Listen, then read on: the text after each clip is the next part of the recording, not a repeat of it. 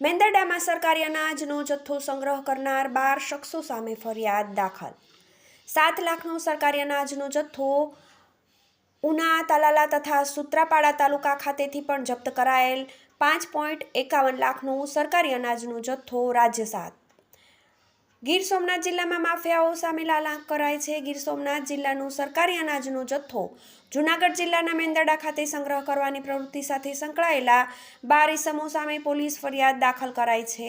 તેમજ રકમ ₹7 લાખનો સરકારી અનાજનો જથ્થો રાજ્ય 7 કરાયો છે ત્યાં તથા ઉના, તાલાલા અને સૂત્રાપાડા તાલુકામાંથી જપ્ત કરવામાં આવેલ 5.51 લાખનો સરકારી અનાજનો જથ્થો પણ રાજ્ય 7 કરાયો છે। ગીર સોમનાથ જિલ્લાના અલગ અલગ ગામોમાંથી સરકારી રાશનનો જથ્થો એકત્ર કરી ગીર સોમનાથ જિલ્લાની હદ બહાર મેંદરડા ખાતે આ જથ્થાનો સંગ્રહ કરતા હોવાની પ્રવૃત્તિ સામે જિલ્લા પુરવઠા અધિકારી ગીર સોમનાથ દ્વારા બાતમીના આધારે રેડ કરવામાં આવેલ હતી અને અંદાજિત રકમ 10,46,544નું સરકારી અનાજ કઠોળનો જથ્થો જપ્ત કરવામાં આવેલ।